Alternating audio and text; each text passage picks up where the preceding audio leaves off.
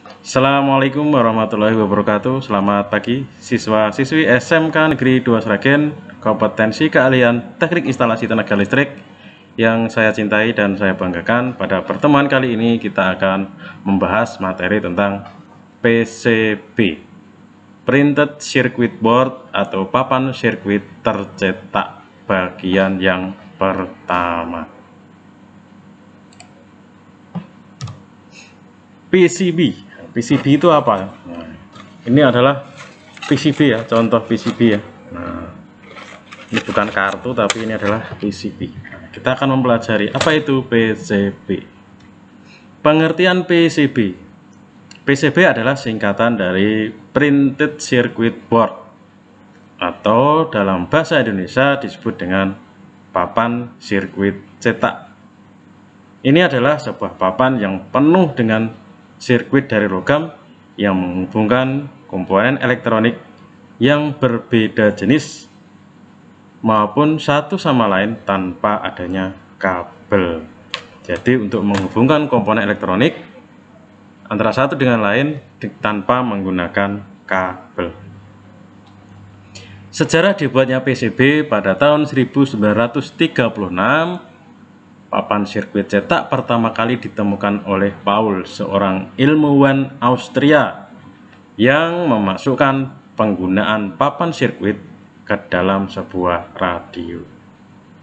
Tahun 1943, Amerika Serikat menggunakan papan PCB ini dengan jumlah besar dalam radio militer mereka.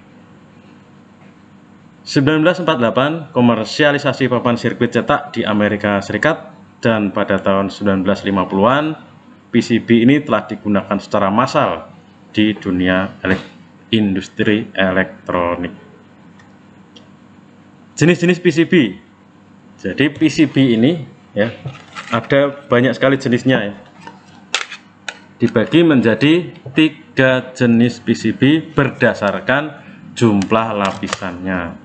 Ada single side PCB, double side PCB, dan multi layer PCB. Single side PCB, apa itu single side PCB? Nah, ini contohnya ya. Single side PCB itu adalah PCB yang lapisan tembaganya, ini ada tembaga ya, ada tembaganya ini. Lapisannya ini hanya di satu sisi, sebaliknya tidak ada tembaganya ya. Di sebaliknya nggak ada tembaganya, di sisi ini ada tembaganya, sama seperti ini ya. Nah, ini ada tembaganya dan di sini adalah kosong, nggak ada tembaganya, sehingga tembaga itu hanya tertempel di satu sisi papan PCB ini ya. Digunakan pada rangkaian elektronik yang sederhana, jadi rangkaiannya tidak kompleks dan biaya produksi ini juga lebih murah jika kita menggunakan single side PCB. Jenis PCB berdasarkan lapisannya yang kedua adalah double side PCB. Jadi contohnya ini ya, ini adalah PCB ini lapisan tembaganya itu depan dan belakang ada ya. Jadi double. Jadi kalau rangkaiannya lebih rumit, maka jika menggunakan single set maka akan banyak sekali jemper-jemperan karena saling bertubrukan. Tapi dengan ditemukannya double set PCB, maka jalur PCB itu bisa lewat atas, ketika bertabrakan maka dia akan lewat bawah. Kemudian di papan PCB double set ini ada lubang-lubang ya. Lubang-lubang ini, lubang bawah itu terhubung dengan lubang atasnya, sehingga ini untuk menghubungkan jalur yang atas dengan jalur yang bawah. Jadi double set PCB ini memiliki 2 lapisan tembaga yang tertempel di kedua sisi papannya ini ya. Kemudian yang ketiga yaitu multi layer PCB. Ini terdiri dari beberapa lapisan tembaga ya. Jadi kalau tadi hanya ini 1 lapis, ini 2 lapis. Kalau multi layer bahkan bisa 4, 6, 8, 10, bahkan 16 lapis. Sehingga kalau sebuah rangkaian itu sangat rumit jika hanya menggunakan 2 lapis bahkan 1 lapis, maka rangkaian itu mungkin akan jadi besar sekali. Maka digunakannya multi layer PCB. Ini biasanya di HP atau perangkat-perangkat yang zaman sekarang dipakai, alatnya kecil tapi fungsinya banyak, itu menggunakan multi layer PCB. Kemudian jenis PCB berdasarkan fleksibilitasnya ada 3, yaitu rigid PCB, flat PCB, dan rigid flat PCB. Apa itu rigid PCB? Rigid itu artinya kaku. Jadi ini mau ditekuk-tekuk nggak bisa ini, nah, kaku. Nah, ini dipukul-pukul nggak bisa.